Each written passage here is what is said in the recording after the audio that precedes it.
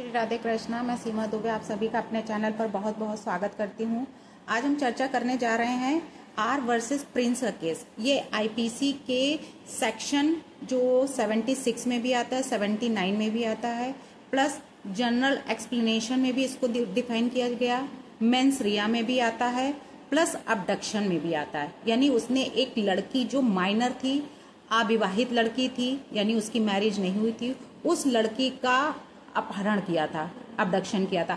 अब यहाँ पे बात आती है कि आखिर उसे, यानी कि लड़की भी हाँ थी, उसकी राजी थी, लड़का भी राजी था, यानी कि दोनों की कंसेंट थी, दोनों एक दूसरे को जानते थे और अपनी ही कंसेंट से वो लड़की उस लड़के के साथ यानी प्रिंस के साथ घूमने के लिए तैयार हुई और उसके साथ वो चली गई। लेकिन फिर भी उसके ऊपर आखिर अपराधी क्यों घोषित किया गया, क्यों उसको ये कहा गया कि ये इसने अबडक्शन किया है। वो तो उसको जबरदस्ती नहीं ले गया था, खींचकर नहीं ले गया था, वो उसकी यानी लड़के ने कहा और उस लड़की ने यस बोला और उसको साथ में दोनों घूमने चले गए।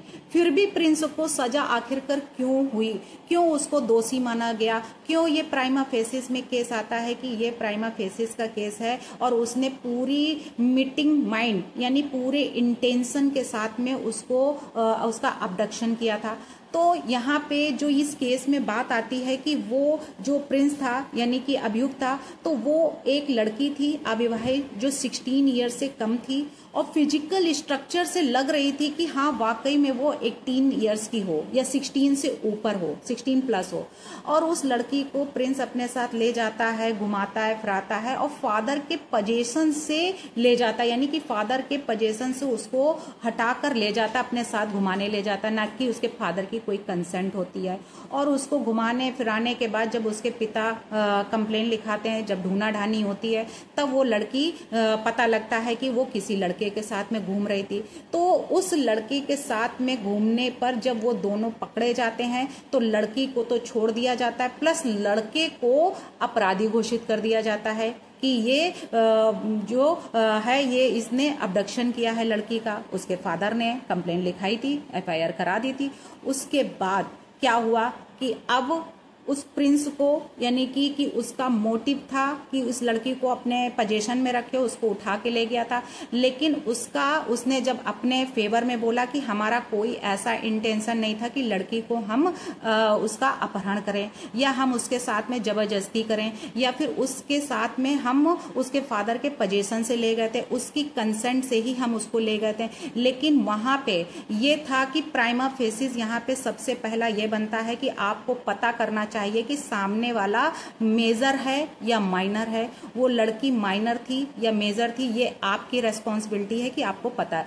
फिजिकल स्ट्रक्चर से नहीं है कि आप उसके हाव भाव और उसके जो है बॉडी स्ट्रक्चर से ये पता कर लिया कि हाँ कि ये 16 प्लस है या 18 प्लस है, हाँ, और उसको अपने साथ घुमाने ले गए। तो ऐसी कंडीशन में यानी लड़की को छोड़ दिया गया, लेकिन प्रिंस को क्रिमिनल घोषित किया गया कि वो उसने अबडक्शन किया उस लड़की का। और ऑफेंसेस अगेंस्ट पर्सन एक्ट 1857 की जो सेक्शन था 55 वो उसके ऊपर लगा और उसके आधार पर केस चला प्रिंस के ऊपर।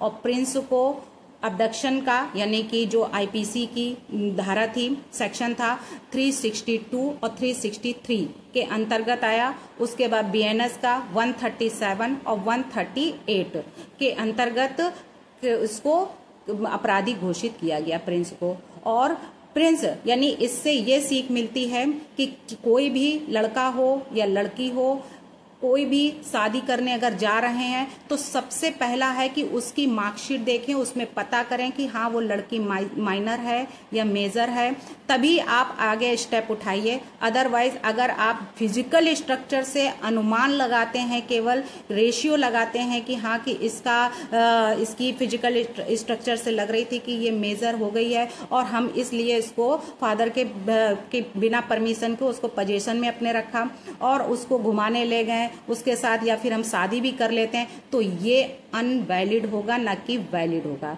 यानी कि वाइड एब इनिशियो के अंतर्गत भी आ जाएगा, यानी प्रारंभ से ही शून्य मान लिया जाएगा और ये होगा कि लड़के को सजा हो जाएगी कि हाँ वाकई में उसने लड़की को का अबडक्शन किया है। इसलिए सभी, चाहे वो माइनर हो, चाहे वो मेजर हो, चाहे वो किसी तरह, हर चीज की पहले इंफॉर्मेशन यानी कि जानकारी कर लें कि हमें आगे अगर कोई स्टेप उठाने जा रहे हैं तो उसके लिए हमें क्या करना है। उसका पूरा जो है वो इंफॉर्मेशन पूरी ले लेनी चाहिए, पूरा पता कर लेना चाहिए। उसके बाद अगला कदम उठाना चाहिए। अगर आप जल्दबाजी में कोई कदम उठाते हैं तो उसका आपको नुकसान ही होगा, ना कि कोई फायदा होगा। जिस तरीके से प्रिंस ने बिना किस सोचे समझे उस लड़की को ले गए, घुमाया फिराया और लाके फिर वहीं पे आ गए घूम के, फिर भी उसके ऊपर जो है अबडक्शन का केस चला, फिर भी उसको कहा गया कि ये क्रिमिनल है, अपराधी है।